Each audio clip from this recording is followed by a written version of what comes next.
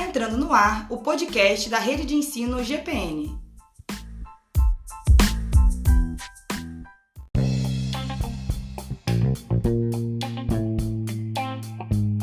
Olá, meus amigos. Eu sou o Cláudio Fernandes. Tudo bem com vocês?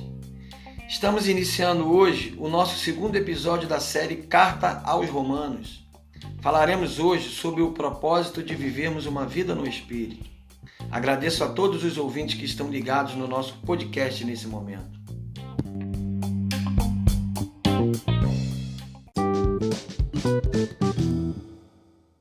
E sobre este tema, hoje iremos conversar com a nossa irmã Beatriz Albuquerque.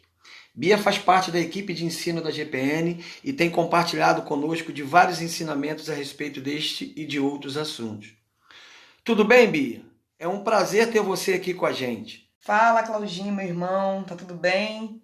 É uma honra estar aqui com você e poder compartilhar com nossos irmãos, e ouvintes esse tema que é essencial, de o que é essencial para a nossa vida. Legal, irmã. Vamos à nossa primeira pergunta, então. Existe uma batalha na vida do homem, retratada por Paulo em Romanos, entre o querer obedecer a Deus e não conseguir. E, por outro lado, mesmo não querendo desagradá-lo, se entregar ao pecado. A pergunta é a seguinte: como hoje podemos entender e viver estas vontades tão antagônicas em nossas vidas? Bom, irmão, precisamos entender em primeiro lugar que a cruz de Cristo começou a obra, mas que essa obra só vai se findar quando nós vimos Jesus face a face, seja na nossa morte ou no seu retorno. Filipenses 1, capítulo 6 vai falar isso. E que obra é essa? O próprio Paulo, em Romanos 8, 29, ele descreve essa obra. Ele diz que nós fomos predestinados a sermos semelhantes ao Filho. 1 João capítulo 3, versículo 2 vai afirmar que ainda não se manifestou o que havemos de ser, mas que quando Cristo se manifestar nós seremos semelhantes a Ele, pois o veremos como Ele é. Então nós precisamos entender que essa obra ela começou na cruz, mas ela não terminou. Entendendo isso, a gente precisa entender que até o final dessa obra vai haver em nós uma constante luta pelo governo das nossas ações. Lá em Gálatas capítulo 5, versículo 17, a gente vai ver também isso, que fala que a carne luta contra o espírito e o espírito contra a carne. O objetivo do espírito é tentar nos tornar como Jesus, e o objetivo da carne é nos manter longe dessa identidade. Quando a gente entende essa mentalidade de luta, de guerra, nós precisamos garantir que o Espírito Santo ele tenha mais força do que a carne. Nós precisamos ter comunhão com Ele, nós precisamos incluir o Espírito Santo nas nossas decisões, nas nossas escolhas, em cada passo que a gente der. Nós precisamos deixar que o Espírito Santo governe a nossa vida.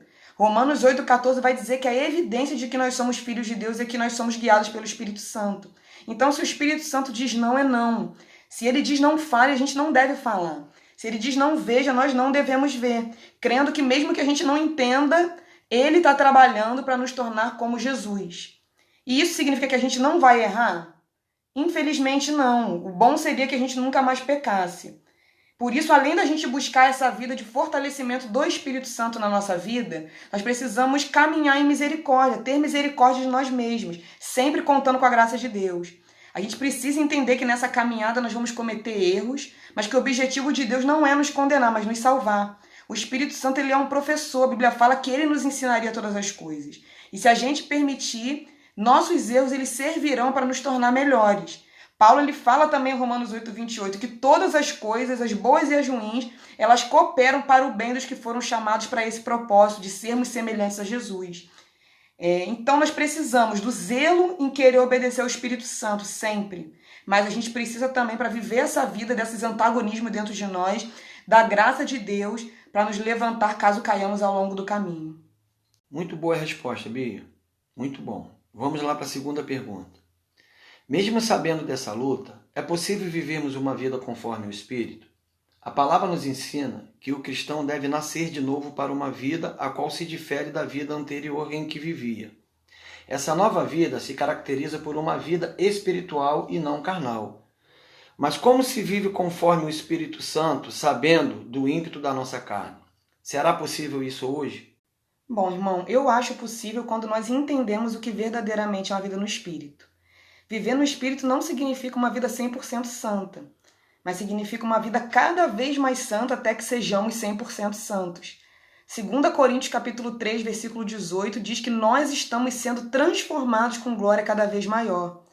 Existem mudanças que eu vivenciei na minha vida, eu tenho certeza que cada um de nós, podemos dizer isso, mudanças que nós vivenciamos em apenas um encontro com Deus, em questão de segundos.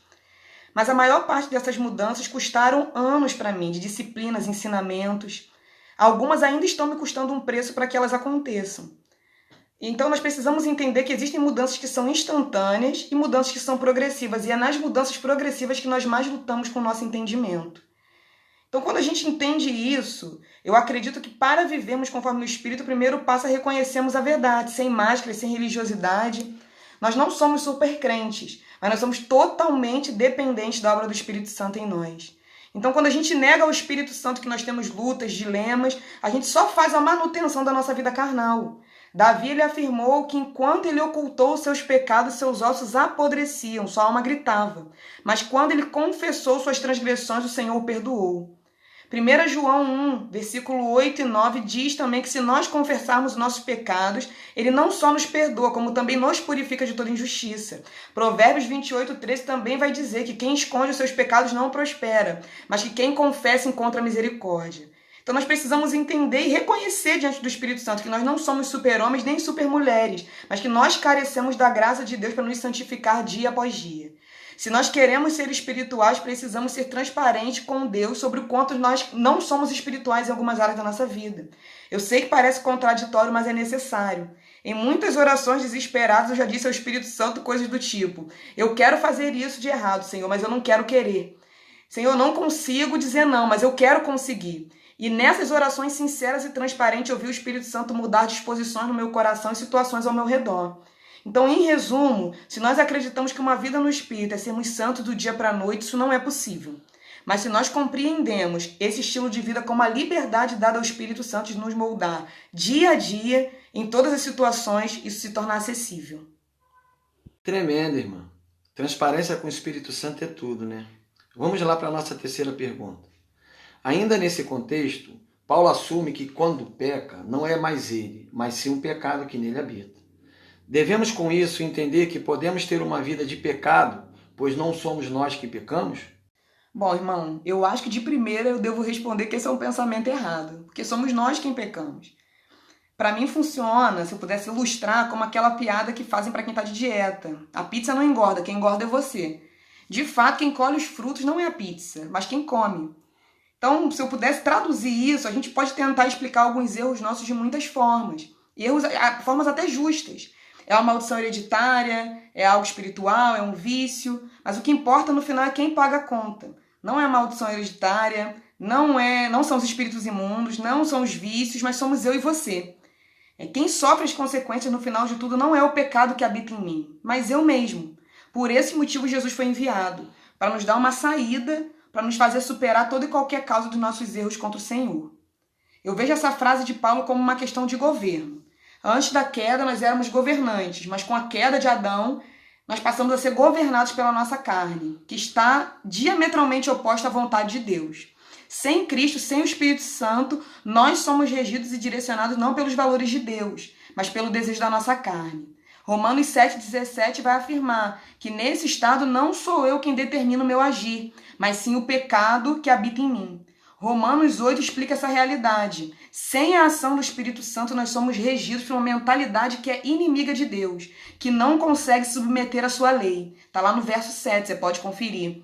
Quando reconhecemos Jesus, nós tomamos uma decisão não apenas por aceitar seu sacrifício por nós, mas por sermos regidos pelo Espírito Santo. Romanos 8,9 diz que agora não estamos mais sobre o domínio da carne, mas do Espírito.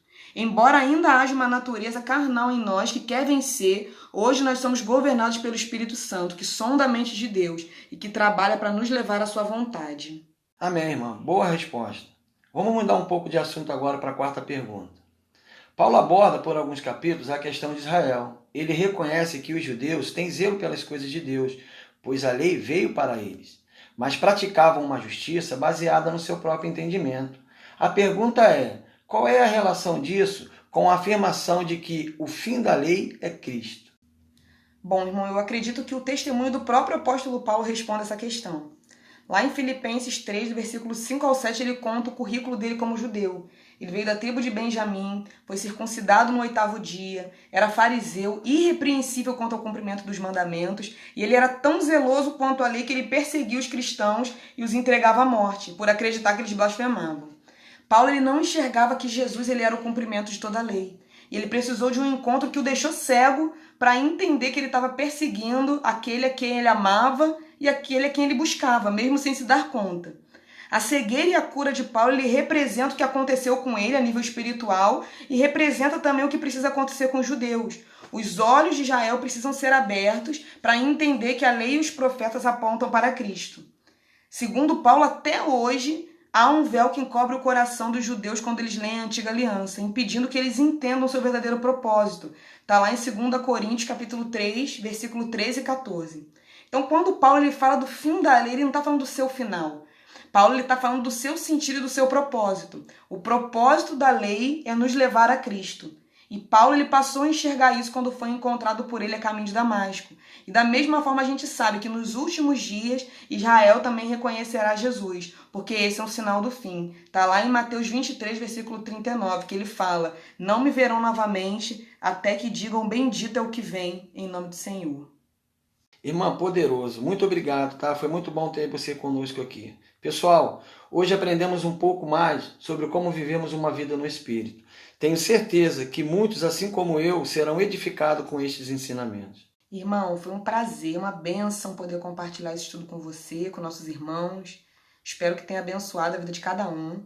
E eu tenho certeza que em breve nós estaremos juntos novamente para compartilharmos a palavra de Deus. Forte abraço em todos e que Deus abençoe vocês.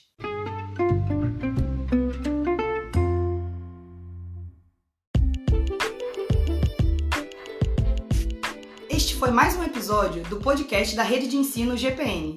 Até o próximo estudo. Deus abençoe.